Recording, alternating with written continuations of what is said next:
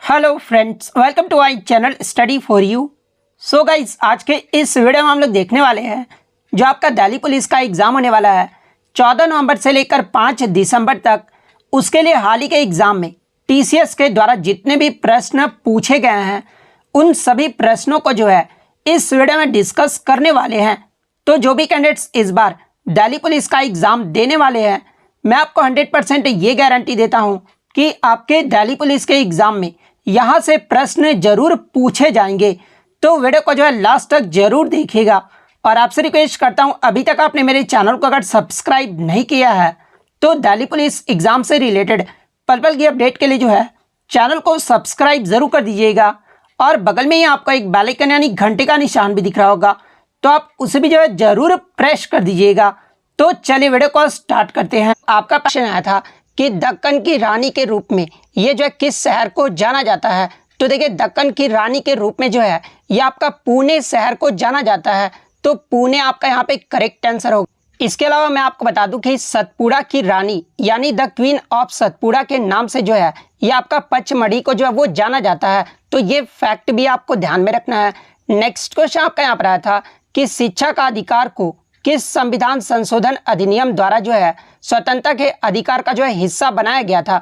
तो देखिए, शिक्षा के अधिकार को जो है ये आपका 86वां जो संविधान संशोधन हुआ था ना, जो कि आपका 2002 में हुआ था। और इसी संविधान संशोधन के द्वारा शिक्षा के अधिकार को जो है स्वतंत्रता के अधिकार का हिस्सा जो है वो बनाया गया था। तो 86वां संविधान संशोधन आपका यहाँ पे करेक्ट आंसर होगा। इसके अलावा मैं आपको बता दूं कि शिक्षा का जो अधिकार है ना, ये आपका अनुच्छेद 21A में है। तो ये फैक्ट भी आपको ध्यान में रखना है। नेक्स्ट क्वेश्चन आपका यहाँ पर आता है कि एसटीटीपी का जो है फुल फॉर्म पूछा गया था। तो देखिए, एसटीटीपी का जो फुल फॉर्म होता है ना, ये आपका हाइपरटेक्स्ट ट्रांसफर प्रोटोकॉल होता है। तो हाइपरटेक्स्ट ट्रांसफर प्रोटोकॉल आपका यहाँ पे करेक्ट आंसर होगा। नेक्स्ट क्वेश्चन आपका यहाँ पर आया था कि ओलंपिक में पदक जीतने वाली जो है पहली भारतीय महिला कौन है। तो देखिए, ओलंपिक में पदक जीतने वाली जो पहली भारतीय महिला है ना, ये कर्णम मल्लेश्वरी है। तो कर्णम मल्लेश्वरी आपका यहाँ पे करेक्ट आंसर होगा। इसके अलावा मैं आपको बता दूं कि कर्णम मल्लेश्वरी ने जो है वर्ष 2000 में जो है सिडनी में ओलंपिक में जो ये पदक जीती थी। तो ये फैक्ट भी आपको ध्यान में रखना है। इसके अलावा मैं आपको बता दूं कि ये जो आपका कर्णम मल्लेश्वरी थी ना, ये भारोत्तोलन खेल से जो है वो संबंधित थी।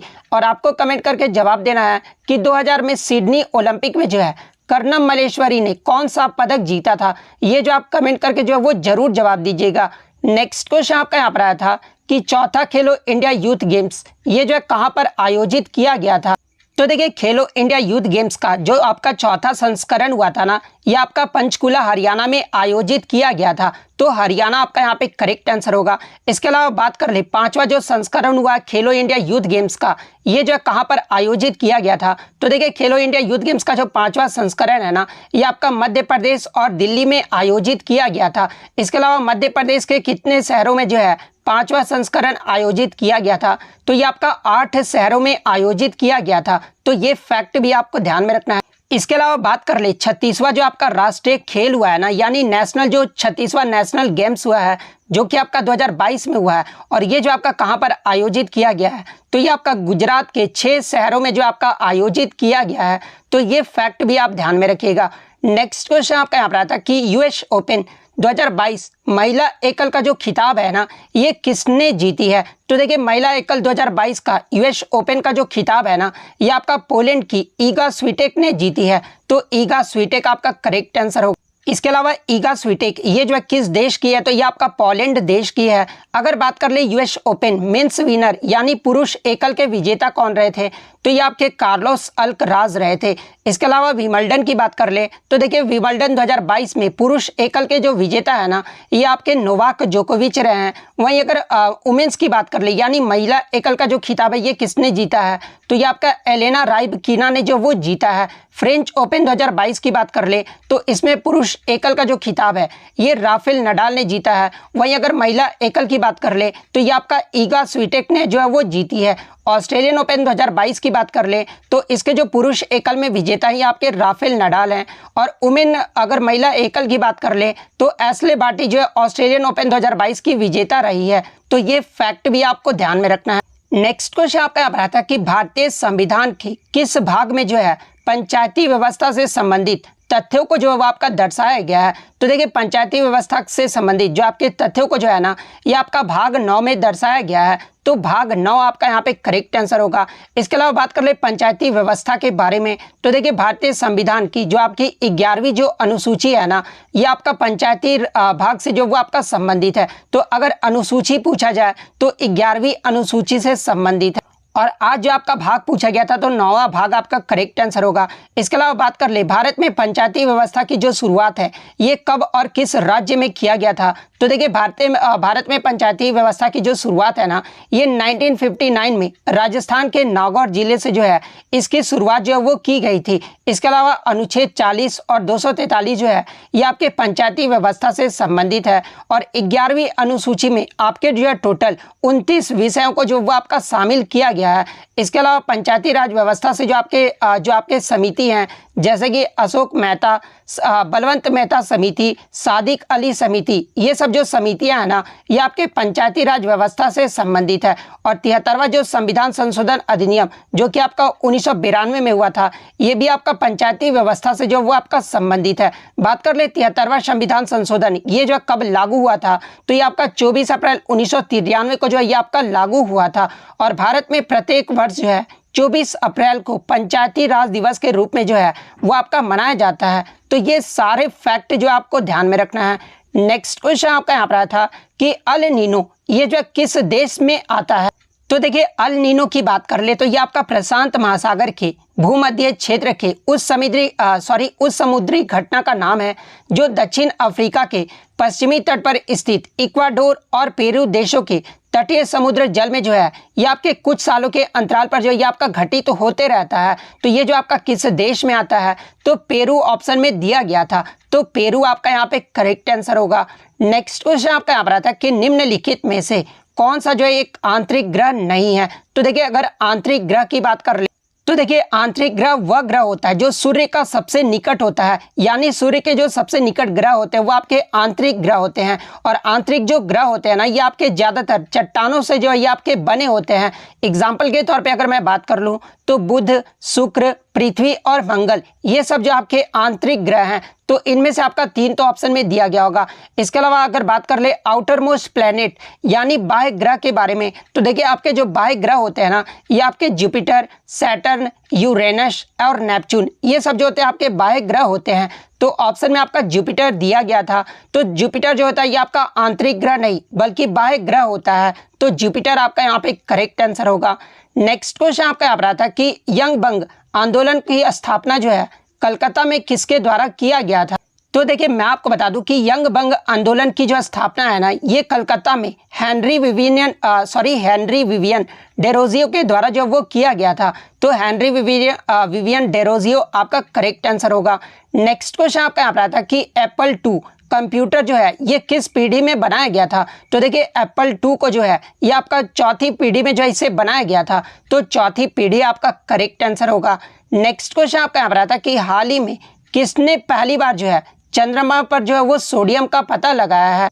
तो देखिए मैं आपको बता दूं कि इसरो के चंद्रयान 2 ऑर्बिटर में लगे एक्स-रे स्पेक्ट्रोमीटर क्लास ने जो है पहली बार चंद्रमा की सतह पर जो है ये प्रचुर मात्रा में सोडियम का जो पता है वो लगाया है। तो आपके ऑप्शन में देश का नाम पूछा गया था तो भारत आपका यहाँ पे करेक्ट आंसर होगा। नेक्स्ट क्वेश्चन आपका यहाँ पर आता है कि दुनिया का पहला पूर्ण सौर ऊर्जा संचालित हवाई अड्डा कौन सा है। तो देखिए मैं आपको बता दूं कि संयुक्त राष्ट्र पर्यावरण कार्यक्रम यानी UNEP ने जो है केरल में कोचीन अंतर्राष्ट्रीय हवाई अड्डे को जो है पूर्ण सौर ऊर्जा संचालित हवाई अड्डा जो है वो घोषित किया है। तो कोचीन अंतर्राष्ट्रीय हवाई अड्डा आपका करेक्ट आंसर होगा। नेक्स्ट क्वेश्चन आपका यहाँ पर आता कि आपका जो है मिलान नहीं करना था, यहाँ पर स्टेटमेंट बेस्ड जो है आपका क्वेश्चन दे दिया गया था। क्वेश्चन में था कि लवलीना बोर्गियन जो है ये आपका बॉक्सिंग खेल से संबंधित है। और सेकंड में आपका दिया गया था कि निखत जरीन जो है ना ये आपका कुश्ती खेल से संबंधित है। तो देखिए मैं आपको बता दूं पहले अगर स्टेटमेंट की बात कर ले तो देखिए लवलीना बोर्गियन ये जो आपका बॉक्सिंग से संबंधित है तो पहला स्टेटमेंट तो आपका सही है, लेकिन निखत जरीन ये जो आपका कुश्ती से संबंधित दिया गया था तो ये जो स्टेटमेंट है ना वो आपका गलत दिया हुआ है, क्योंकि निखत जरीन भी जो है ये आपका मुक्केबाजी से संबंधित है। तो ये जो ऑप्शन है ना निखत जरीन वाला ये आपका यहाँ पर जो है वहाँ पर आपका करेक्ट आंसर होगा। नेक्स्ट क्वेश्चन आपका यहाँ पर आया था कि कांग्रेस के लखनऊ अधिवेशन से आपके जो है 2 स्टेटमेंट दिए गए थे और पूछा गया था कि कौन सा स्टेटमेंट जो है आपका सही दिया गया। जहां पर पहला जो स्टेटमेंट दिया गया था ना, वो आपका दिया गया था कि कांग्रेस का जो लखनऊ पैक्ट हुआ था ना, ये आपका 1916 में हुआ था। तो पहला तो स्टेटमेंट आपका सही दिया गया, क्योंकि जो आपका कांग्रेस का लखनऊ अधिवेशन हुआ था ये आपका 1916 में ही जो है आपका ये हुआ था। और सेकंड स्टेटमेंट आपका दिया गया था कि लखनऊ पैक्ट में ही जो है आपका नरम और गरम दल जो है वो आपके एकजुट हो गए थे। तो सेकंड स्टेटमेंट भी जो आपका सही दिया गया है। इसके अलावा मैं आपको बता दूं कि 1916 ईस्वी में जो आपका भारतीय राष्ट्रीय कांग्रेस का जो लखनऊ पैक्ट हुआ था ना, इस अधिवेशन की जो अध्यक्षता है ये अंबिका चरण मजूमदार के द्वारा किया गया था। तो ये फैक्ट भी आपको ध्यान में रखना है। नेक्स्ट क्वेश्चन आपका यहाँ पर आता कि इनमें से कौन सा एक नृत्य रूप है जो 500 वर्ष से अधिक पुराना है और असम पूर्वोत्तर भारत के वैष्णव मठों से आता है। तो देखिए ये जो आपका सत्रिया नृत्य है ना, जो कि असम का एक शास्त्रीय नृत्य है और ये जो आपका 500 वर्ष से अधिक पुराना है और ये आपका असम पूर्वोत्तर भारत के वैष्णव मठों से जो है ये आपका आता है। तो सत्रिया नृत्य आपका यहाँ पे करेक्ट आंसर होगा। नेक्स्ट क्वेश्चन आपका यहाँ पर आता है कि मैलिक अम्ल यानी मैलिक एसिड जो है इनमें से किसमें होता है। तो ऑप्शन में आपका एप्पल यानी सेव दिया गया था। तो देखिए सेव में जो आपका मैलिक एसिड पाया जाता है, तो एप्पल आपका यहाँ पे करेक्ट आंसर होगा। नेक्स्ट क्वेश्चन आपका यहाँ पर आता है कि तेलुगु नव वर्ष को ये जो है किस नाम से भी जो है वो जाना जाता है। तो देखिए तेलुगु नव वर्ष को जो है ये आपका उगादी त्यौहार के नाम से जाना जाता है। तो उगादी त्यौहार आपका करेक्ट आंसर होगा। नेक्स्ट क्वेश्चन आपका यहाँ पर आता है कि किसे टाइगर ऑफ मैसूर के नाम से जाना जाता है। तो देखिए टीपू सुल्तान को जो है टाइगर ऑफ मैसूर के नाम से जाना जाता है। तो टीपू सुल्तान आपका यहाँ पे करेक्ट आंसर होगा। नेक्स्ट क्वेश्चन आपका यहाँ पर आता है कि नीति आयोग का जो है उद्देश्य पूछा गया था और ये जो आपका थर्ड शिफ्ट में जो वो पूछा गया था। तो देखिए मैं आपको बता दूं कि नीति आयोग का जो उद्देश्य है ना, वो राष्ट्रीय उद्देश्यों को दृष्टिगत रखते हुए राज्यों को सक्रिय भागीदारी के साथ राष्ट्रीय विकास प्राथमिकताओं, क्षेत्रों और रणनीतियों का एक साझा दृष्टिकोण जो है ये आपका नीति आयोग का जो है वो विकसित जो है वो किया जाएगा। तो ये जो आपका नीति आयोग का जो है वो उद्देश्य होता है। इसके अलावा नीति आयोग के फुल फॉर्म एग्जाम में पूछे जाते हैं। तो देखिए नीति आयोग का जो फुल फॉर्म होता है ना, ये आपका नेशनल इंफॉर्मेशन टेक्नोलॉजी इंस्टीट्यूट होता है। इसके अलावा नीति आयोग के जो आपके अध्यक्ष होते हैं ना, वो भारत के प्रधानमंत्री होते हैं। नीति आयोग के उपाध्यक्ष की बात कर ले तो देखिए वर्तमान में नीति आयोग के जो उपाध्यक्ष है ना, या के डॉक्टर सुमन बेरी हैं। वहीं अगर बात कर ले इसके वर्तमान में सीईओ जो हाल ही में चेंज किया गया नीति आयोग का, वो आपके कौन है। तो ये आपके सुब्रमण्यम है। तो ये फैक्ट भी आपको ध्यान में रखना है। नीति आयोग का गठन कब किया गया था। तो ये आपका 1 जनवरी 2015 को जो है नीति आयोग का गठन किया गया था। और किसके स्थान पर किया गया था। तो ये आपका योजना आयोग के स्थान पर जो है नीति आयोग का गठन किया गया था। तो इतने पॉइंट जो आप ध्यान में रखिएगा।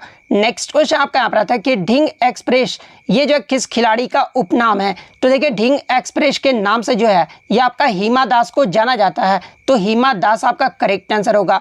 इसके अलावा हिमा दास ये जो किस राज्य से संबंधित है। तो ये आपका असम राज्य से संबंधित है। इसके अलावा बात कर ले पायली एक्सप्रेस के नाम से ये जो किसे जाना जाता है। तो देखिए पायोली एक्सप्रेस के नाम से ये जो आपका पीटी उषा को जाना जाता है। रावलपिंडी एक्सप्रेस के नाम से ये जो आपका शोएब अख्तर को जाना जाता है। इसके अलावा टर्मिनेटर के नाम से हरभजन सिंह को जो है वो जाना जाता है। चाइना का दीवार या फिर द वाल के नाम से जो है ये आपका राहुल द्रविड़ को जाना जाता है। इसके अलावा हरियाणा हरिकेन के नाम से जो ये आपका कपिल देव को जाना जाता है। मास्टर ब्लास्टर के नाम से जो आपका सचिन तेंदुलकर को जाना जाता है। कैप्टन कूल के नाम से ये जो आपका महेंद्र सिंह धोनी को जाना जाता है। इसके अलावा चीकू के नाम से जो है ये आपका विराट कोहली को जो है वो आपका जाना जाता है। इसके अलावा निखत जरीन से भी एग्जाम में प्रश्न पूछे जाते हैं। तो ये आपका तेलंगाना राज्य से संबंधित है और ये आपका बॉक्सर महिला है। इसके अलावा बात कर ले मीराबाई चानू के बारे में, तो ये आपका वेट लिफ्टर से संबंधित है और ये आपका मणिपुर राज्य से संबंधित है। तो ये सारे फैक्ट आपको ध्यान में रखना है। नेक्स्ट क्वेश्चन आपका यहाँ पर आता है कि 2022 आईसीसी अंडर 19 क्रिकेट विश्व कप ये जो किस देश में आयोजित किया गया था। तो देखिए 2022 आईसीसी अंडर 19 क्रिकेट विश्व कप ये जो आपका वेस्ट इंडीज देश में आयोजित किया गया था। तो वेस्ट इंडीज आपका यहाँ पे करेक्ट आंसर होगा। और इसके बात कर ले विजेता कौन रहा था, तो देखिए भारत ने फाइनल में इंग्लैंड को हराकर जो है ये 5वां खिताब जो वो जीत लिया है। तो ये फैक्ट भी आपको ध्यान में रखना है। इसके अलावा बात कर ले 2022 आईसीसी अंडर 19 क्रिकेट विश्व कप में आपके कितने मैच खेले गए थे, तो ये आपके टोटल 48 मैच खेले गए थे। इसमें प्लेयर ऑफ द सीरीज जो रहे थे ना, ये आपके डेवाल्ड ब्रेविस रहे थे, जो कि आपके साउथ अफ्रीका के प्लेयर हैं। आईसीसी अंडर 19 2022 में डेवाल्ड ब्रेविस ने जो है पूरे टूर्नामेंट में 506 रन, सबसे ज़्यादा जो रन है ना ये डेवाल्ड ब्रेविस ने जो वो मारा था। इसके अलावा सबसे ज़्यादा जो विकेट है ना वो आपके श्रीलंका के खिलाड़ी डुनिथ वेलेगले ने जो है टोटल टूर्नामेंट में 17 विकेट जो है वो लिए थे। तो ये सारे फैक्ट जो आपको ध्यान में रखना है। नेक्स्ट क्वेश्चन आपका यहाँ पर आता है कि वुमेन T20 वर्ल्ड कप 2024 इसका जो आयोजन है ना ये कहाँ पर किया जाएगा। तो देखिए महिला T20 वर्ल्ड कप 2024 का जो आयोजन है ना ये आपका बांग्लादेश में आयोजित किया जाएगा। तो बांग्लादेश आपका करेक्ट आंसर होगा। इससे प्रीवियस शिफ्ट में आपसे यहाँ से पूछा गया था कि फीफा का जो महिला वर्ल्ड कप 2023, फीफा जो है ये आपका फुटबॉल से संबंधित है, और फीफा का जो महिला वर्ल्ड कप 2023 होगा ना ये कहाँ पर होगा, तो ये आपका न्यूजीलैंड और ऑस्ट्रेलिया में संयुक्त रूप से जो आपका आयोजित किया जाएगा। इसके अलावा बात कर ले जो आपका फीफा वर्ल्ड कप 2026 जो होगा ये आपका कहाँ पर आयोजित किया जाएगा, तो ये आपका अमेरिका, कनाडा और मैक्सिको देश में आयोजित किया जाएगा। इसके अलावा बात कर ले फीफा विश्व कप 2022 जो हुआ ये कहाँ पर आयोजित किया गया था, तो देखिए फीफा वर्ल्ड कप 2022 ये जो आपका कतर देश में आयोजित किया गया था, जिसके विजेता की बात कर ले तो अर्जेंटीना जो है इसका जो है विजेता रहा था। उप विजेता की बात कर ले तो उप विजेता जो है आपका फ्रांस देश रहा था। इसके अलावा मैं आपको बता दूं कि 2023 का जो आईसीसी अंडर 19 महिला T20 विश्व कप ये जो है कहां पर आयोजित किया गया था, तो देखिए 2023 का जो आईसीसी अंडर 19 महिला T20 विश्व कप है ना ये आपका दक्षिण अफ्रीका में आयोजित किया गया था, और ये जो है पहला संस्करण रहा था। इसके अलावा मैं आपको बता दूं कि 2023 का आईसीसी जो आपका महिला T20 अंडर 19 नहीं महिला जो T20 विश्व कप है ना ये कहां पर आयोजित किया गया था, तो ये भी आपका दक्षिण अफ्रीका में आयोजित किया गया था। जिसके विजेता की बात कर ले तो इसका जो विजेता है ना ये आपका ऑस्ट्रेलिया देश रहा है। वहीं अगर उप विजेता की बात कर ले तो उप विजेता जो है ये आपका साउथ अफ्रीका रहा है। वहीं अगर 2023 के आईसीसी अंडर 19 महिला T20 विश्व कप के विजेता टीम की बात कर ले तो पहला संस्करण का जो विजेता है ना ये आपका भारत देश रहा है, और उप विजेता जो है ये कौन रहा है, तो ये आपका इंग्लैंड देश रहा है। तो इतने पॉइंट जो आप ध्यान में रखिएगा। नेक्स्ट क्वेश्चन आपका यहाँ रहा था कि IBM 360 ये जो है किस पीढ़ी का कंप्यूटर था, तो देखिए IBM 360 की बात कर ले तो ये आपका थर्ड जनरेशन यानी तृतीय पीढ़ी का जो है वो आपका कंप्यूटर था। तो थर्ड जनरेशन आपका करेक्ट आंसर होगा। बात कर ले थर्ड जनरेशन का जो है ये कब से कब तक काल रहा था, तो ये आपका 1965 से लेकर 1974 तक रहा था। और थर्ड जनरेशन के जो अन्य महत्वपूर्ण कंप्यूटर हैं जैसे कि ICL 1900 IBM 370 वैक्स 750 ये जो आपके थर्ड जनरेशन के जो है ये आपके कंप्यूटर हैं। इसके अलावा यहाँ से एग्जाम में हर शिफ्ट में प्रश्न पूछा जा रहा है, जैसे कि फर्स्ट पीढ़ी का कंप्यूटर का फर्स्ट पीढ़ी का जो समय काल रहा था ये कब से कब तक रहा था, तो ये आपका 1940 से लेकर 1956 तक रहा था। और पहली पीढ़ी में जो है आपका वैक्यूम ट्यूब का जो है आपका प्रयोग किया गया था। दूसरी पीढ़ी की बात कर ले तो इसका जो काल रहा था ये आपका 1956 से लेकर 1963 तक रहा था, और इसमें जो आपका ट्रांजिस्टर का जो है प्रयोग किया गया था। तीसरी पीढ़ी की बात कर ले तो इसका जो काल है ये आपका 1964 से लेकर 1971 तक रहा था, और इसमें जो आपका IC चिप यानी इंटीग्रेटेड सर्किट चिप का जो है प्रयोग किया गया था। चौथी पीढ़ी की बात कर ले तो इसका जो काल है ये आपका 1972 से लेकर 1989 तक रहा था, और इसमें जो आपका माइक्रो प्रोसेसर का जो है आपका उपयोग किया गया था। पांचवी पीढ़ी की बात कर ले तो देखिए 1989 से लेकर अब तक वर्तमान में जो है ये आपकी पांचवी पीढ़ी चल रही है, जो कि आपका आर्टिफिशियल इंटेलिजेंस का जो है प्रयोग किया जा रहा है। तो ये सारे फैक्ट जो आपको ध्यान में रखना है। नेक्स्ट क्वेश्चन आपका यहाँ पर आता है कि अक्टूबर 2022 में अंतर्राष्ट्रीय सौर गठबंधन यानी ISA जिसका फुल फॉर्म आपका क्या होता है, तो इंटरनेशनल सोलर अलायंस इसका जो है अध्यक्ष के रूप में किस देश को जो वो आपका फिर से चुना गया है, तो देखिए अक्टूबर 2022 में अंतर्राष्ट्रीय सौर गठबंधन के अध्यक्ष के रूप में जो है ये भारत को जो है वो चुना गया है। तो भारत आपका यहाँ पे करेक्ट आंसर होगा। इसके अलावा बात कर ले सह अध्यक्ष के रूप में जो ये किसे चुना गया है, तो देखिए सह अध्यक्ष अगर पूछा जाए तो ये आपका फ्रांस देश को चुना गया है। इसके अलावा बात कर ले आपका जो है ISA यानी इंटरनेशनल सोलर अलायंस का अध्यक्ष जो है ये किसे बनाया गया है, तो ये आपके केंद्रीय ऊर्जा और नवीकरणीय ऊर्जा मंत्री RK सिंह को जो है इसका अध्यक्ष बनाया गया है। और मैं आपको बता दूं कि 5वीं सभा का जो ये आपका 17 अक्टूबर 2022 को जो है ये आपका नई दिल्ली में जो वो आपका शुरू किया गया है। तो ये फैक्ट भी आपको ध्यान में रखना है। नेक्स्ट क्वेश्चन आपका यहाँ पर आता है कि जतिन गोस्वामी ये जो किस नृत्य से संबंधित है, तो देखिए जतिन गोस्वामी की बात कर ले तो ये आपके सत्रिया नृत्य से संबंधित है। तो सत्रिया आपका यहाँ पे करेक्ट आंसर होगा। और देखिए जतिन गोस्वामी को जो है सत्रिया नृत्य में अहम योगदान के लिए जो है भारत सरकार के द्वारा 2008 में जो है इन्हें भारत का चौथे सर्वोच्च नागरिक सम्मान पद्मश्री से जो वो सम्मानित किया गया था। इसके अलावा 2004 में जो इसे संगीत नाटक अकादमी पुरस्कार से भी जो है वो सम्मानित किया जा चुका है। इसके अलावा अगर सत्रिया नृत्य की बात कर ले तो देखिए सत्रिया जो आपका असम राज्य का शास्त्रीय नृत्य है और महापुरुष श्रीमंत शंकर देव के द्वारा जो है 15वीं शताब्दी ईस्वी में जो है इसे पेश किया गया था। यानी इसके संस्थापक सत्रिया नृत्य के संस्थापक अगर पूछा जाए तो ये आपके श्रीमंत शंकर देव के द्वारा 15वीं शताब्दी में जो है इसका स्थापना किया गया था। इसके अलावा मैं आपको बता दूं कि सत्रिया को वर्ष 2000 ईस्वी में जो है भारत के 8 शास्त्रीय नृत्यों में जो है यह आपका सम्मिलित होने का गौरव प्राप्त हुआ है। और वर्तमान में कितने शास्त्रीय नृत्य हैं, तो आपके 8 शास्त्रीय नृत्य हैं। तो ये फैक्ट भी आपको ध्यान में रखना है। नेक्स्ट क्वेश्चन आपका यहाँ पर आता है कि निम्नलिखित में से कौन सी नदी जो है कावेरी नदी की सहायक नदी है। तो देखिए कावेरी की मुख्य सहायक नदियां की बात कर ले तो अमरावती, भवानी, हेमवती और काबिनी ये सब जो आपके कावेरी की मुख्य सहायक नदियां हैं। तो आपके ऑप्शन में अमरावती दिया गया था, तो अमरावती आपका करेक्ट आंसर होगा। नेक्स्ट क्वेश्चन आपका यहाँ पर आता है कि सिंधु नदी की जो है सहायक नदी पूछी गई थी। तो देखिए सिंधु नदी की बात कर ले तो ये आपका तिब्बत के मानसरोवर झील से जो ये आपका निकलता है। और सिंधु का जो नदी है ना ये आपका अरब सागर में गिरता है। और सिंधु नदी के सहायक नदी की बात कर ले तो झेलम, चिनाब, सतलज, रावी, ब्यास, जास्कर, स्वेक, सिगार, गिलगित, कुर्रम और स्वात ये सब जो आपके सिंधु नदी के सहायक नदियां हैं। तो इनमें से जो भी ऑप्शन में दिया गया होगा वो आपका करेक्ट आंसर होगा। नेक्स्ट क्वेश्चन आपका यहाँ पर आता कि ईस्ट इंडिया कंपनी ने पहली जो इंग्लिश फैक्ट्री है ना ये 1651 में किस नदी के किनारे जो वो शुरू की थी। तो देखिए मैं आपको बता दूं कि पहला जो अंग्रेजी कारखाना है ना ये 1651 में बंगाल में हुगली नदी के किनारे जो है स्थापित किया गया था। तो हुगली नदी आपका करेक्ट आंसर होगा। नेक्स्ट क्वेश्चन आपका यहाँ पर था कि जम्मू कश्मीर में इनमें से कौन सा ग्लेशियर नहीं है, यहाँ पर नहीं है पूछा गया था।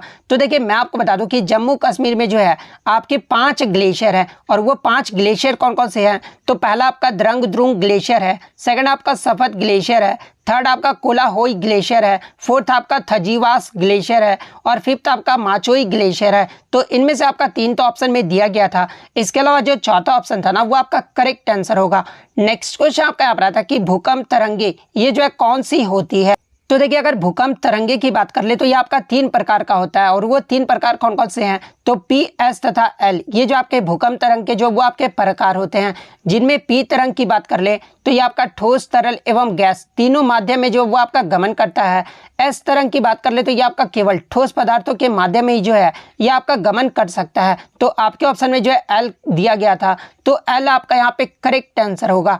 नेक्स्ट क्वेश्चन आपका यहाँ पर आता है कि सिलिकॉन डाइऑक्साइड फाउंड इन यानी सिलिकॉन डाइऑक्साइड जो है ये किसमें पाया जाता है।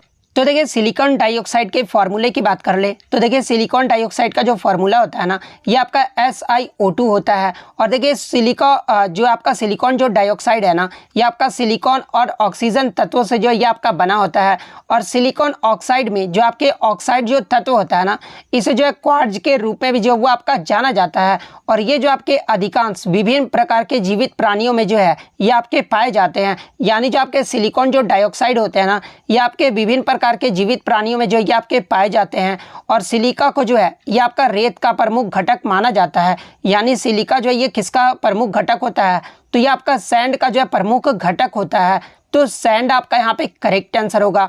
नेक्स्ट क्वेश्चन आपका यहाँ पर आता है कि दूध का जो पीएच मान पूछा गया था। तो देखिए दूध का जो पीएच मान होता है ना वो आपका 6.4 से लेकर 6.6 तक होता है। तो 6.4 आपका यहाँ पे करेक्ट आंसर होगा। और देखिए दूध जो है प्रकृति रूप से ये जो आपका एसिडिक यानी अम्लीय होता है। इसके अलावा जल के पीएच मान की बात कर ले तो देखिए जल का जो पीएच मान होता है ना वो आपका 7 होता है। मानव रक्त का जो पीएच मान है ना ये आपका 7.4 होता है। सिरके का जो पीएच मान है ना ये आपका 3 होता है। और नींबू के रस का जो पीएच मान होता है वो आपका 2.4 होता है। तो ये पॉइंट भी आप ध्यान में रखिएगा। नेक्स्ट क्वेश्चन आपका यहाँ पर आता है कि भारत के संविधान के किस अनुच्छेद के जो है अंतर्गत जो है भारत के राष्ट्रपति पर महाभियोग लगाया जा सकता है। तो देखिए आपका अनुच्छेद 61 के तहत जो है भारत के राष्ट्रपति पर महाभियोग जो है वो लगाया जा सकता है। तो अनुच्छेद 61 आपका यहाँ पे करेक्ट आंसर होगा। नेक्स्ट क्वेश्चन आपका यहाँ पर आता है कि पुरंदर की जो संधि है ना ये कब हुआ था। तो देखिए पुरंदर की संधि की बात कर ले तो ये आपका मुगल साम्राज्य के सेनापति राजपूत शासक जय सिंह प्रथम और मराठा छत्रपति शिवाजी महाराज के बीच 11 जून 1665 को जो है पुरंदर की संधि पर जो हस्ताक्षर किया गया था। तो 11 जून 1665 आपका करेक्ट आंसर होगा। और अगर किनके मध्य हुआ था ये पूछा जाए तो मुगल साम्राज्य के राजपूत शासक जय सिंह प्रथम और मराठा छत्रपति शिवाजी के मध्य जो है पुरंदर की संधि हुआ था। नेक्स्ट क्वेश्चन आपका यहाँ पर आता है कि छऊ जो नृत्य या फिर महोत्सव है ना ये आपका किस क्षेत्र से संबंधित है। जहाँ पे ऑप्शन में आपका उत्तर भारत, पूर्व भारत, पश्चिम भारत और दक्षिण भारत दिया गया था। तो देखिए अगर छऊ नृत्य की बात कर ले तो देखिए छऊ नृत्य के जो आपके 3 उप प्रकार हैं और वो 3 उप प्रकार कौन कौन से हैं। तो पहला आपका झारखंड का सरायकेला छऊ है, सेकंड आपका उड़ीसा का मयूरभंज छऊ है, थर्ड आपका पश्चिम बंगाल का पुरुलिया छऊ है। तो ये आपके जो है छऊ नृत्य के 3 जो आपके उप प्रकार हैं। और अगर बात कर ले ये जो आपका किस क्षेत्र से संबंधित है तो ये आपके पूर्वी भारत क्षेत्र से संबंधित है। तो पूर्वी भारत आपका करेक्ट आंसर होगा। नेक्स्ट क्वेश्चन आपका यहाँ पर आता है कि हाल ही में पायलट जो परियोजना है ना इसकी शुरुआत किस मंत्रालय के द्वारा जो वो शुरू किया गया है।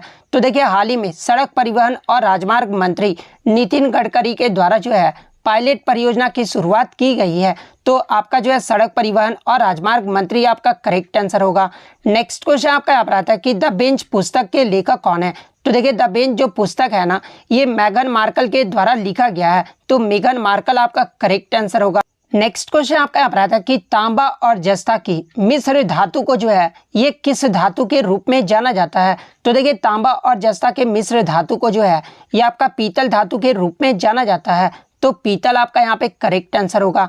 नेक्स्ट क्वेश्चन आपका यहाँ पर आता है कि भौतिक विज्ञान का नोबेल जो पुरस्कार है ना ये 2022 में किस शाखा के लिए जो वो आपका दिया गया है। तो देखिए मैं आपको बता दूं कि वर्ष 2022 में भौतिकी का जो नोबेल पुरस्कार है ना ये आपका 3 व्यक्तियों को दिया गया है। और वो 3 व्यक्ति कौन कौन से हैं। तो पहला आपका जॉन एफ क्लॉजर है, सेकंड आपका एलन एस्पेक्ट है और थर्ड आपका एंटोन जिलिंगर है। और इन्हें जो है किन क्षेत्र में कार्य करने के लिए जो है वो आपका नोबेल प्राइज दिया गया है यानी भौतिक विज्ञान में। तो ये आपका क्वांटम यांत्रिकी में इनके कार्य के प्रदान के लिए जो है ये आपका भौतिकी का नोबेल पुरस्कार जो है 2022 का जो वो दिया गया है। तो क्वांटम यांत्रिकी आपका यहाँ पे करेक्ट आंसर होगा। नेक्स्ट क्वेश्चन आपका यहाँ पर आता है कि 9वां विश्व आयुर्वेद कांग्रेस और आरोग्य एक्सपो 2022 का जो उद्घाटन है ना ये किस राज्य में किया गया है। तो देखिए मैं आपको बता दूं कि 8 दिसंबर 2022 को 9वें WAC यानी वर्ल्ड आयुर्वेद कांग्रेस का जो उद्घाटन है ना ये आपका गोवा राज्य में किया गया है। तो गोवा आपका यहाँ पे करेक्ट आंसर होगा। क्वेश्चन आया था कि अक्टूबर 2022 में प्रधानमंत्री नरेंद्र मोदी के द्वारा जो है किस कॉरिडोर का उद्घाटन किया गया है।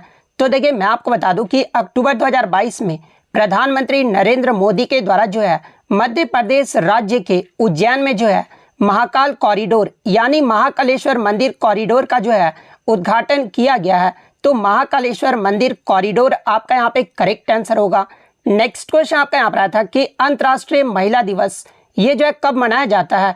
तो देखिए प्रतिवर्ष अंतर्राष्ट्रीय महिला दिवस जो है ये 8 मार्च को मनाया जाता है। तो 8 मार्च आपका करेक्ट आंसर होगा। इसके अलावा बात कर ले 2023 में जो आपका 8 मार्च को अंतर्राष्ट्रीय महिला दिवस मनाया गया है इसका विषय यानी थीम जो वो क्या रहा था। तो देखिए 2023 की थीम की बात कर ले तो ये आपका digit all innovation and technology for gender equality ये जो आपका 2023 का थीम रहा था। अगर हिंदी में बात करें तो डिजिटल ऑल लैंगिक समानता के लिए नवाचार और प्रौद्योगिकी ये जो आपका 2023 का जो वो आपका थीम रहा था।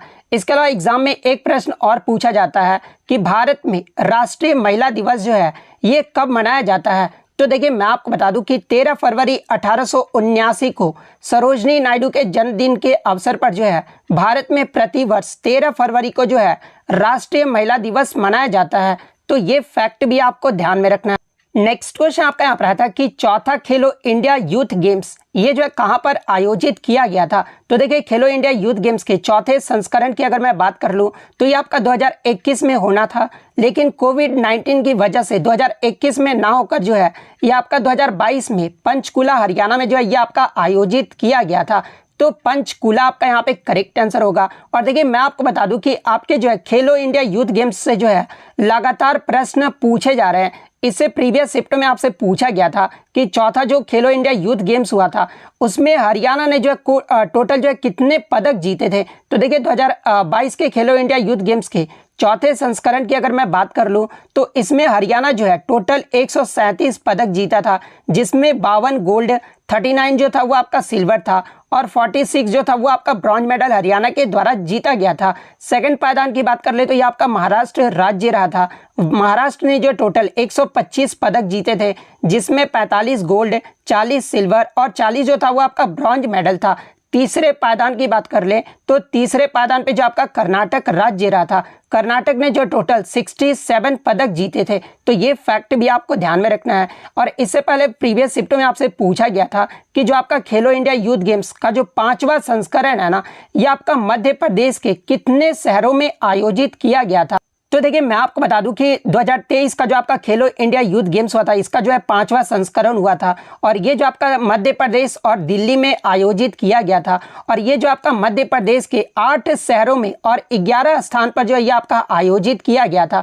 तो वहां पर 8 शहर आपका करेक्ट आंसर होगा। वहीं अगर बात कर ले खेलो इंडिया यूथ गेम्स 2023 के पदक तालिका के बारे में तो देखिए पहले स्थान पर जो आपका 2023 में रहा था ये आपका महाराष्ट्र राज्य रहा है। महाराष्ट्र ने जो टोटल 161 पदक जीते हैं। सेकंड स्थान पे जो आपका हरियाणा राज्य रहा है, हरियाणा ने जो टोटल 128 पदक जीते हैं। और थर्ड पायदान पे जो है ये आपका मध्य प्रदेश राज्य रहा है। तो ये फैक्ट भी आपको ध्यान में रखना है। इसके अलावा बात कर ले खेलो इंडिया यूथ गेम्स का जो पहला संस्करण है ये कब आयोजित किया गया था। तो देखिए खेलो इंडिया यूथ गेम्स का जो पहला संस्करण है ना ये आपका 2018 में आयोजित किया गया था और ये जो आपका दिल्ली में आयोजित किया गया था। सेकंड एडिशन की अगर मैं बात कर लूँ तो देखिए दूसरा जो आपका संस्करण है ना ये आपका 2019 में पुणे महाराष्ट्र में आयोजित किया गया था। तीसरे संस्करण की बात कर ले तो ये आपका 2020 में गुवाहाटी असम में आयोजित किया गया था। तो ये सारे फैक्ट जो है आपको ध्यान में रखना है। नेक्स्ट क्वेश्चन आपका यहाँ पर था कि हरिप्रसाद चौरसिया का जो संबंध है ना ये किस वाद्य यंत्र से है। तो देखिए हरिप्रसाद चौरसिया की बात कर ले तो ये आपके बांसुरी वादक हैं। तो बांसुरी वादक आपका करेक्ट आंसर होगा।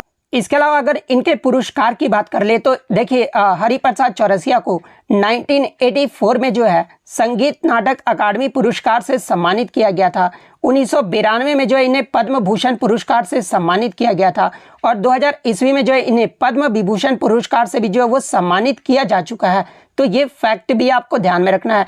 इसके अलावा बात कर ले अन्य बांसुरी वादक के बारे में, जैसे कि N Leela, TR Mahalingam, V Kunjamani, Pannalal Ghosh, Rajendra Prasanna, इन सभी का जो संबंध है ना ये आपके बांसुरी वादक से हैं। तो ये फैक्ट भी आपको ध्यान में रखना है। नेक्स्ट क्वेश्चन आपका यहाँ पर आता कि हाल ही में बेंगलुरु स्पेस एक्सपो 2022 ने जो है किस देश के साथ MOU यानी किस देश के साथ समझौता ज्ञापन पर जो है आपका हस्ताक्षर किया है। तो देखिए मैं आपको बता दूं कि बेंगलुरु स्पेस एक्सपो ने सितंबर 2022 में जो है ऑस्ट्रेलिया और भारत के 6 अंतरिक्ष उद्योग ज्ञापनों का जो है आदान प्रदान किया है। तो ऑस्ट्रेलिया आपका यहाँ पे करेक्ट आंसर होगा। नेक्स्ट क्वेश्चन आपका यहाँ पर आया था कि निम्नलिखित में से कौन जो है मराठा साम्राज्य का जो है प्रसिद्ध शासक था, जहां पे ऑप्शन में आपका छत्रपति शिवाजी दिया गया था। तो देखिए मराठा साम्राज्य के संस्थापक यानी मराठा साम्राज्य का जो स्थापना है ना ये छत्रपति शिवाजी के द्वारा किया गया था। तो छत्रपति शिवाजी आपका यहाँ पे करेक्ट आंसर होगा। इसके अलावा एग्जाम में एक प्रश्न और पूछा जाता है कि मराठा साम्राज्य का जो अंतिम पेशवा था ना ये कौन था। तो देखिए मराठा साम्राज्य का जो अंतिम पेशवा था ना ये आपका बाजीराव द्वितीय था। तो ये फैक्ट भी आपको ध्यान में रखना है।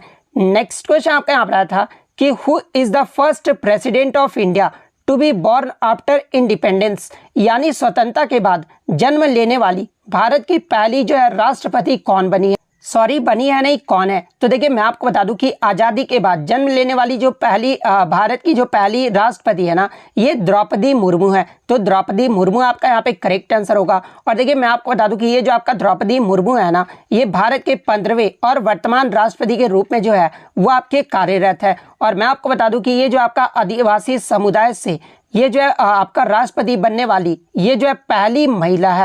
और अगर एग्जाम में पूछा जाए कि भारत की पहली महिला राष्ट्रपति कौन थी, तो देखिए भारत की जो पहली महिला राष्ट्रपति थी ना, ये प्रतिभा पाटिल थी। लेकिन आदिवासी समुदाय का अगर पूछा जाए कि आदिवासी समुदाय से बनने वाली पहली राष्ट्रपति कौन है, तो ये आपका द्रौपदी मुर्मू है। और इसके अलावा मैं आपको बता दूं कि द्रौपदी मुर्मू जो है भारत के राष्ट्रपति बनने से पहले 2015 से 2021 तक जो है ये आपका झारखंड के राज्यपाल के रूप में भी जो है वो आपका काम कर चुकी है। इसके अलावा एग्जाम में एक प्रश्न और बनता है कि द्रौपदी मुर्मू जो है ये किस राज्य से संबंधित है। तो देखिए मैं आपको बता दूं कि द्रौपदी मुर्मू का जो संबंध है ना, यानी जो जन्म हुआ था, ये आपका उड़ीसा राज्य में हुआ था। तो ये फैक्ट भी आपको ध्यान में रखना है। नेक्स्ट क्वेश्चन आपका यहाँ पर आता है कि नवंबर 2022 तक भारत का पहला नागरिक कौन है।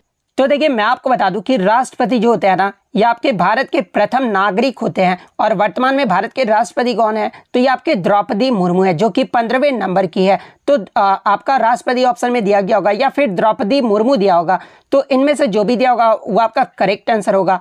इसके अलावा मैं आपको बता दूं कि भारत के पहले जो राष्ट्रपति थे ना, ये आपके राजेंद्र प्रसाद थे। और राष्ट्रपति बनने के लिए न्यूनतम आयु कितना होना चाहिए, तो ये आपका 35 वर्ष होना चाहिए। तो ये फैक्ट भी आपको ध्यान में रखना है। इसके अलावा बात कर ले भारत का दूसरा नागरिक, ये जो आपका कौन होता है। तो देखिए भारत के जो दूसरे नागरिक होते हैं ना, ये आपके उपराष्ट्रपति होते हैं। और तीसरे नागरिक की बात कर ले तो देखिए भारत का जो तीसरा नागरिक होता है ना, ये भारत का प्रधानमंत्री होता है। तो ये फैक्ट भी आपको ध्यान में रखना है। नेक्स्ट क्वेश्चन आपका यहाँ पर था कि एफटीपी का जो है फुल फॉर्म पूछा गया था। तो देखिए एफटीपी का जो फुल फॉर्म होता है ना, ये आपका फाइल ट्रांसफर प्रोटोकॉल होता है। तो फाइल ट्रांसफर प्रोटोकॉल आपका करेक्ट आंसर होगा। नेक्स्ट क्वेश्चन आपका यहाँ पर था कि 1757 के प्लासी के युद्ध में जो है अंग्रेजों का जो नेतृत्व है ना, ये किसने किया था। तो देखिए अगर प्लासी के युद्ध की बात कर ले तो देखिए प्लासी का जो युद्ध है ना, ये आपका 23 जून 1757 को मुर्शिदाबाद के दक्षिण में 22 मील दूर नदिया जिले में भागीरथी नदी के किनारे जो है ये आपका प्लासी नामक स्थान में हुआ था।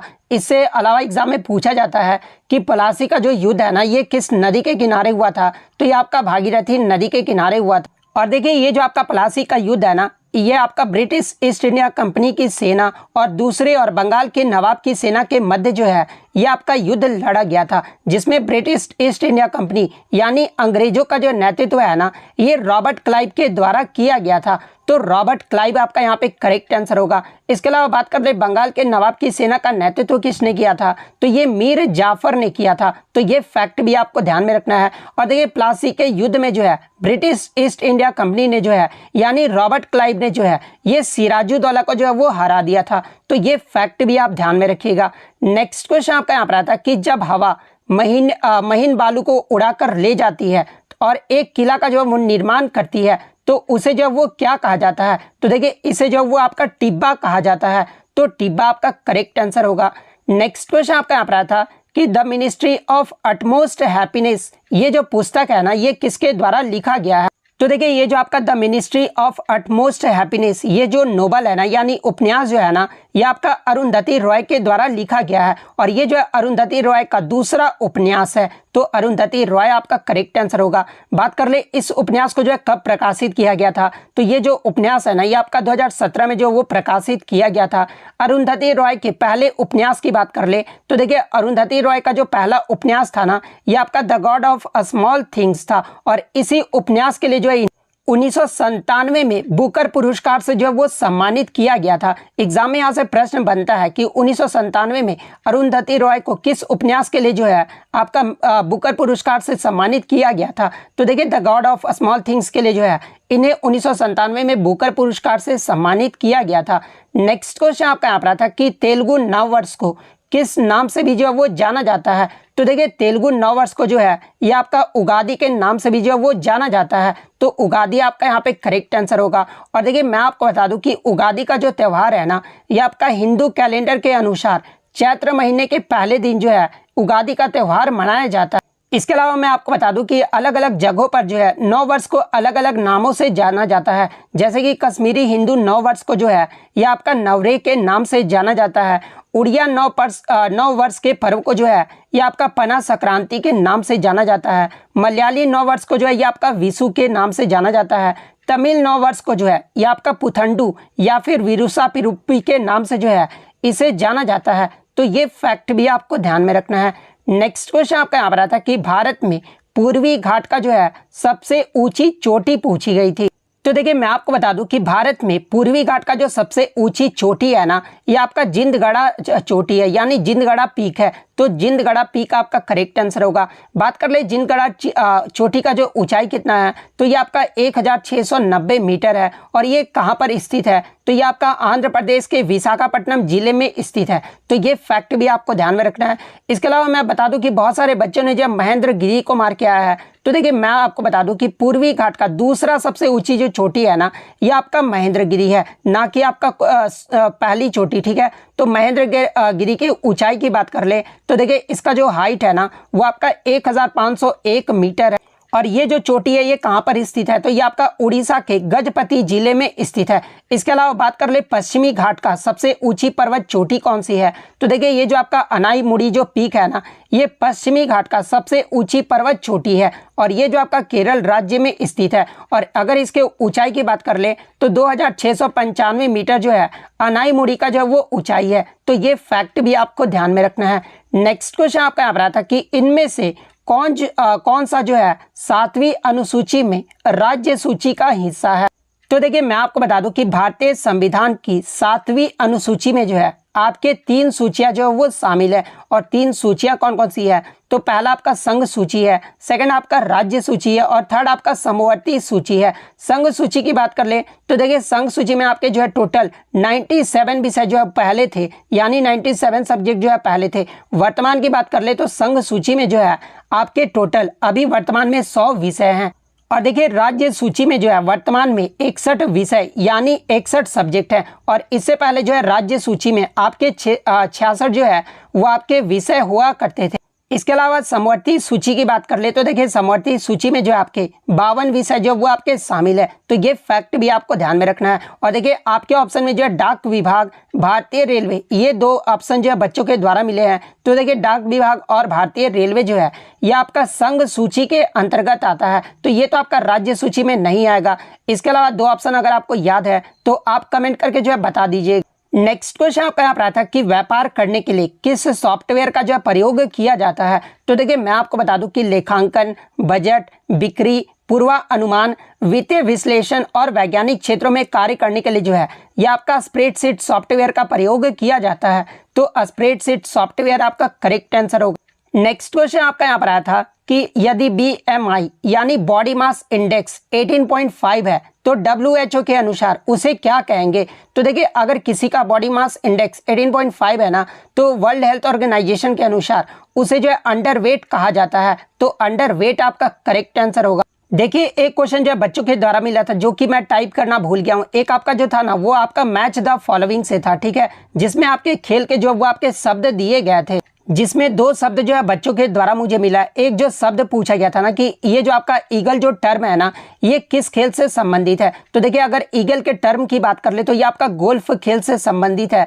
एक आपका जो पेनल्टी किक से पूछा गया था, तो देखिए अगर पेनल्टी किक पूछा गया था ना तो देखिए ये जो आपका पेनल्टी किक है ना ये आपका फुटबॉल खेल से फुटबॉल का जो है वो टर्म है। अगर पेनल्टी कॉर्नर पूछा गया था तो देखिए पेनल्टी जो कॉर्नर है ना ये आपका हॉकी से संबंधित है। तो इनमें से जो भी पूछा गया होगा मैं आपको सभी कुछ बता दिया हूँ। तो था कि which union territory is located in Bay of Bengal, यानी बंगाल की खाड़ी में जो है कौन सा केंद्र शासित प्रदेश स्थित है। तो देखिए बंगाल की खाड़ी में जो है ये आपका अंडमान और निकोबार द्वीप समूह स्थित है। तो अंडमान और निकोबार द्वीप समूह आपका करेक्ट आंसर होगा। इसके अलावा मैं आपको बता दूं कि अंडमान और निकोबार में आपके जो द्वीप है ना वो आपके टोटल 572 द्वीप है। इसके अलावा अंडमान और निकोबार की जो क्षेत्रीय राजधानी है ना ये आपका पोर्ट ब्लेयर है। और अंडमान और निकोबार को जो है पहले एमराल्ड द्वीप के नाम से भी जो है ये आपका जाना जाता था। इसके अलावा एग्जाम में एक प्रश्न और पूछा जाता है कि अंडमान और निकोबार में एकमात्र सक्रिय ज्वालामुखी कौन सी है। तो ये आपका बैरन द्वीप है। और भारत का जो सबसे छोटा केंद्र शासित प्रदेश है ना, ये आपका लक्षद्वीप है। और ये जो आपका लक्षद्वीप जो केंद्र शासित प्रदेश है, ये आपका अरब सागर में स्थित है। तो ये फैक्ट भी आपको ध्यान में रखना है। नेक्स्ट क्वेश्चन आपका यहाँ पर आता है कि CAG यानी भारत के नियंत्रक और महालेखा परीक्षक, ये जो है किस अनुच्छेद के अंतर्गत आते हैं। तो देखिए मैं आपको बता दूं कि अनुच्छेद 148, ये जो आपका CAG यानी controller and auditor general of India, इनकी जो है नियुक्ति, शपथ और सेवाओं की शर्तों से जो है ये आपका अनुच्छेद 148 संबंधित है। तो अनुच्छेद 148 आपका करेक्ट आंसर होगा। इसके अलावा मैं आपको बता दूं कि अनुच्छेद 149 में भारत के नियंत्रक और महालेखा परीक्षक यानी CAG के जो है कर्तव्यों और शक्तियों से संबंधित है। अनुच्छेद 150 की बात कर ले तो यहाँ से भी आपके प्रश्न पूछे जाते हैं। प्रश्न ये पूछा जाता है कि संघ और राज्यों के खाते का जो विवरण है ना, ये कौन रखता है। तो देखिए संघ और राज्यों के खातों का जो विवरण है ना, ये आपके CAG यानी भारत के नियंत्रक और महालेखा परीक्षक रखते हैं। और ये जो किस अनुच्छेद के अंतर्गत रखते हैं, तो ये आपके अनुच्छेद 150 के अंतर्गत रखते हैं। इसके अलावा अनुच्छेद 151 की बात कर ले तो देखिए अनुच्छेद 151 में आपका ये कहा गया है कि संघ के खातों से संबंधित CAG की जो रिपोर्ट है ना, ये आपका राष्ट्रपति को जो वो सौंपा जाएगा। तो ये अनुच्छेद भी आपको ध्यान में रखना है। इसके अलावा अनुच्छेद 279 भी जो है ये आपका CAG से संबंधित है, जिसमें शुद्ध आय की जो गणना है ना, ये आपका CAG द्वारा जो ये आपका प्रमाणित किया जाता है। और जिसका जो प्रमाण पत्र होता है ना, वो आपका अंतिम माना जाता है। तो ये आपका अनुच्छेद 279 में कहा गया है। तो ये फैक्ट भी आपको ध्यान में रखना है। नेक्स्ट क्वेश्चन आपका यहाँ पर आता है कि वसुराज, ये जो मिसाइल है ना, ये किसके द्वारा लॉन्च किया गया है। तो देखिए मैं आपको बता दूं कि हाल ही में DRDO के द्वारा जो है उड़ीसा के चांदीपुर से जो है वसुराज मिसाइल का जो है सफल परीक्षण किया गया है। तो DRDO आपका यहाँ पे करेक्ट आंसर होगा। नेक्स्ट क्वेश्चन आपका यहाँ पर आता है कि किस केंद्रीय मंत्रालय या फिर मंत्रालय ने जो है जलदूत ऐप को जो है वो विकसित किया है। तो देखिए मैं आपको बता दूं कि पूरे भारत देश में एक गांव में चयनित कुओं के जल स्तर को पकड़ने के लिए जो है जलदूत ऐप जो है ना, ये आपका ग्रामीण विकास मंत्रालय यानी मिनिस्ट्री ऑफ रूरल डेवलपमेंट और पंचायती राज मंत्रालय के द्वारा संयुक्त रूप से जो है जलदूत ऐप को जो विकसित किया गया है। तो आपके ऑप्शन में जो है ग्रामीण विकास मंत्रालय यानी मिनिस्ट्री ऑफ रूरल डेवलपमेंट दिया गया था। तो मिनिस्ट्री ऑफ रूरल डेवलपमेंट आपका करेक्ट आंसर होगा। नेक्स्ट क्वेश्चन आपका यहाँ पर आता है कि 2014 में भारत रत्न जो है ये किस खिलाड़ी को मिला था। तो देखिए मैं आपको बता दूं कि सचिन तेंदुलकर भारत रत्न पाने वाले जो है ये प्रथम खिलाड़ी है। यहाँ पर खिलाड़ी की बात हो रही है, ठीक है, तो ये आप ध्यान में रखिएगा। तो देखिए सचिन तेंदुलकर को जो है 2014 में भारत रत्न से जो है वो सम्मानित किया गया था। तो सचिन तेंदुलकर आपका यहाँ पे करेक्ट आंसर होगा। इसके अलावा मैं आपको बता दूं कि सचिन तेंदुलकर जो है भारत रत्न पुरस्कार पाने वाले ये जो है सबसे कम उम्र के भी जो है वो आपके व्यक्ति हैं। इसके अलावा अगर बात कर ले भारत रत्न के बारे में तो देखिए ये जो आपका भारत रत्न है ना, ये भारत का सर्वोच्च नागरिक पुरस्कार है। और इसकी जो शुरुआत है ना, ये आपका 1954 से जो है इसकी शुरुआत की गई थी। और देखिए इसके जो पहले प्राप्तकर्ता की बात कर ले तो देखिए 1954 में जो है भारत रत्न जो है वो आपका 3 व्यक्तियों को दिया गया था। और वो 3 व्यक्ति का नाम आपको भी जो है ध्यान में रखना है, जैसे कि भारत के डोमिनियन के अंतिम गवर्नर जनरल ये जो है C राजगोपालचारी को जो है पहले जो है ये आपके भारत रत्न प्राप्त करता थे। इसके अलावा भारत के राष्ट्रपति यानी भारत के राष्ट्रपति और प्रथम उपराष्ट्रपति सर्वपल्ली राधाकृष्णन को भी जो है 1954 में दिया गया था। और नोबेल पुरस्कार विजेता भौतिक विज्ञानी CV रमन को भी जो है ये आपका 1954 में ये जो आपका दिया गया था। इसके अलावा एग्जाम में एक प्रश्न और बनता है कि 1954 में जो है भारत रत्न कितने व्यक्तियों को दिया गया था। तो ये 3 व्यक्तियों को दिया गया था। तो इनका नाम भी जो आप ध्यान में रखिएगा। नेक्स्ट क्वेश्चन आपका यहाँ पर आता है कि कौन सा जलडमरू मध्य जो है आर्कटिक महासागर को प्रशांत महासागर से जो है ये आपका जोड़ता है। तो देखिए मैं आपको बता दूं कि आर्कटिक महासागर को प्रशांत महासागर से जो है ये आपका बेरिंग जलडमरू मध्य जो वो जोड़ता है। तो बेरिंग जल डमरू मध्य आपका करेक्ट आंसर होगा। इसके अलावा मैं आपको बता दूं कि ये जो आपका बेरिंग जल डमरू मध्य यानी जो आपका बेरिंग जो जल संधि है ना, ये अमेरिका के अलास्का को रूस के साइबेरिया से जो है ये अलग करता है। तो ये फैक्ट भी आप ध्यान में रखिएगा। इसके अलावा बात कर ले जिब्राल्टर जल डमरू मध्य के बारे में, तो देखिए ये जो आपका जिब्राल्टर जल डमरू मध्य है ना, ये अटलांटिक महासागर को भूमध्य सागर से जोड़ता है। सुंडा जल डमरू मध्य की बात कर ले तो ये आपका जावा सागर को जो है हिंद महासागर से जोड़ता है। तो ये फैक्ट भी आपको ध्यान में रखना है। नेक्स्ट क्वेश्चन आपका यहाँ पर आता है कि कलिंग ये जो किस राज्य का प्राचीन नाम था। तो देखिए कलिंग जो था ना, ये आपका उड़ीसा का प्राचीन नाम था। तो उड़ीसा आपका यहाँ पे करेक्ट आंसर होगा। इसके अलावा कलिंग के युद्ध की बात कर ले तो देखिए कलिंग का जो युद्ध है ना, ये आपका मौर्य सम्राट अशोक और कलिंग के राजा अनंत पद्मनाभ अभन के बीच जो है ये आपका 261 ईसा पूर्व में जो है कलिंग का युद्ध लड़ा गया था, जिसमें मौर्य सम्राट अशोक जो है वो आपके विजयी रहे थे। तो ये फैक्ट भी आप ध्यान में रखिएगा। इसके अलावा एग्जाम में एक प्रश्न और पूछा जाता है कि अशोक के कौन से अभिलेख में जो है कलिंग के युद्ध का जो है वर्णन किया गया है। तो देखिए अशोक के 13वां जो अभिलेख था ना, उसमें जो है कलिंग युद्ध का जो है वो आपका वर्णन किया गया है। इसके अलावा एग्जाम में एक प्रश्न और बनता है कि अशोक अपने राज्याभिषेक के बाद जो है कितने वर्ष बाद जो ये कलिंग का युद्ध लड़े थे। तो देखिए अशोक अपने राज्य अभिषेक के बाद टोटल 8 वर्षों के बाद जो ये कलिंग का युद्ध लड़े थे। तो ये फैक्ट भी आप ध्यान में रखिएगा। नेक्स्ट क्वेश्चन आपका यहाँ पर आता है कि रणजी ट्रॉफी 2021-22 ये जो है किस टीम ने जीता है। तो देखिए रणजी ट्रॉफी 2021-22 की बात कर ले तो ये आपका 87वां जो वो सत्र था और इसका जो विजेता टीम रहा था वो आपका मध्य प्रदेश ने फाइनल में जो है मुंबई को हराकर जो है ये पहली बार रणजी ट्रॉफी का जो खिताब है वो जीत लिया है। तो मध्य प्रदेश आपका करेक्ट आंसर होगा। और देखिए ये जो आपका रणजी ट्रॉफी है ना, ये आपका क्रिकेट खेल से संबंधित है, यानी क्रिकेट के कप से संबंधित है। और इसमें 2021-22 में जो है आपके जो प्लेयर ऑफ द सीरीज रहे थे ना, ये आपके मुंबई टीम के प्लेयर सरफराज खान जो है प्लेयर ऑफ द सीरीज रहे थे, जो कि इस टूर्नामेंट में सबसे ज्यादा जो रन है वो मारे थे, जो कि 982 रन जो है पूरे टूर्नामेंट में जो है वो मारे थे। और सबसे ज्यादा जो विकेट है ना, ये मुंबई के प्लेयर शम्स मुलानी ने जो है टोटल टूर्नामेंट में जो है वो 45 विकेट लिया था। इसके अलावा 2022-23 का जो 88वां जो सत्र हुआ है ना रणजी ट्रॉफी का, उसका जो विजेता टीम रहा है उसमें फाइनल में सौराष्ट्र ने जो है बंगाल को 9 विकेट से हराकर दूसरी बार जो है सौराष्ट्र ने जो है ये रणजी ट्रॉफी का खिताब जीत लिया है। पहली बार सौराष्ट्र ने जो है 2019 में रणजी ट्रॉफी का खिताब जीता था। तो ये फैक्ट भी आपको ध्यान में रखना है। इसके अलावा एग्जाम में एक प्रश्न और पूछा जाता है कि रणजी ट्रॉफी का जो सबसे ज्यादा खिताब है ना, ये किस टीम ने जीता है। तो देखिए रणजी ट्रॉफी का सबसे ज्यादा जो खिताब है ये मुंबई के पास है, जो कि 41 बार जो है ये रणजी ट्रॉफी का खिताब जो वो जीत चुका है। इसके अलावा बात कर ले इसका जो पहला संस्करण है, यानी रणजी ट्रॉफी की शुरुआत कब हुई थी। तो ये आपका 1934 में जो है रणजी ट्रॉफी का जो वो शुरुआत किया गया था। और सबसे ज्यादा जो रन है ना रणजी ट्रॉफी में ओवरऑल अभी तक जो है ये आपके वसीम जाफर ने मारा है। तो ये फैक्ट भी आपको ध्यान में रखना है। नेक्स्ट क्वेश्चन आपका यहाँ पर आया था कि CWG यानी जो आपका कॉमनवेल्थ गेम्स यानी जो आपका राष्ट्रमंडल खेल 2022 जो है ये कहां पर आयोजित किया गया था। तो देखिए कॉमनवेल्थ गेम्स 2022 का जो है ये आपका 22वां संस्करण था, जो कि आपका बर्मिंघम इंग्लैंड में आयोजित किया गया था। तो बर्मिंघम आपका यहाँ पे करेक्ट आंसर होगा। इसके अलावा बात कर ले कॉमनवेल्थ गेम्स 2022 के बारे में, तो देखिए इसका जो मोटो रहा था ना वह का sport is just the beginning, ये जो आपका मोटो रहा था। और इसमें जो कितने राष्ट्र ने जो है भाग लिया था। तो देखिए इसमें जो आपके 72 राष्ट्र ने जो है वो आपके भाग लिए थे और टोटल 5054 एथलीट जो वो भाग लिए थे।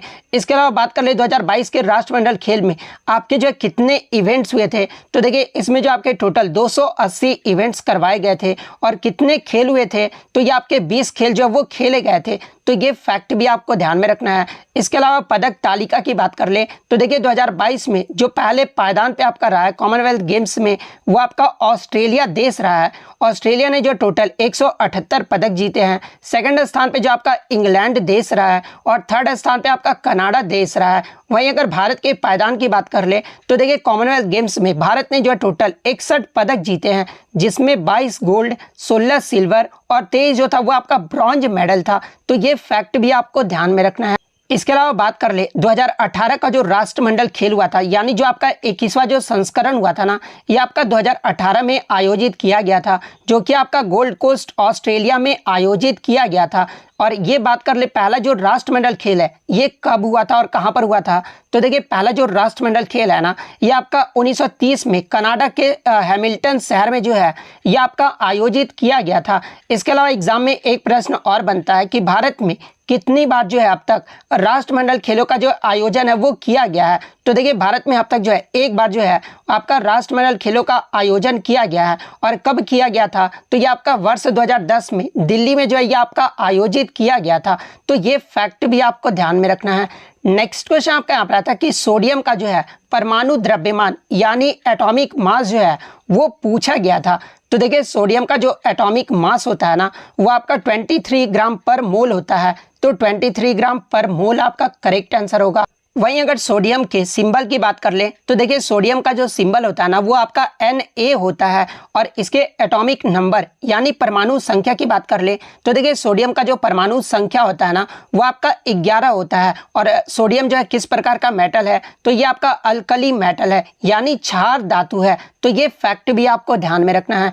नेक्स्ट क्वेश्चन आपका यहाँ पर आता है कि how many people attend the first session of the Indian national Congress, यानी भारतीय राष्ट्रीय कांग्रेस का जो प्रथम अधिवेशन हुआ था ना जो कि आपका 1885 में हुआ था, इसमें जो है कितने लोगों ने जो वो भाग लिया था। तो देखिए अगर भारतीय राष्ट्रीय कांग्रेस की बात कर ले तो देखिए भारतीय राष्ट्रीय कांग्रेस की जो स्थापना है ना ये 28 दिसंबर 1885 को बम्बई के गोकुलदास तेजपाल संस्कृत महाविद्यालय में जो है टोटल आपका 72 प्रतिनिधियों के उपस्थिति के साथ जो है वो आपका हुआ था। तो 72 प्रतिनिधि आपका यहाँ पे करेक्ट आंसर होगा।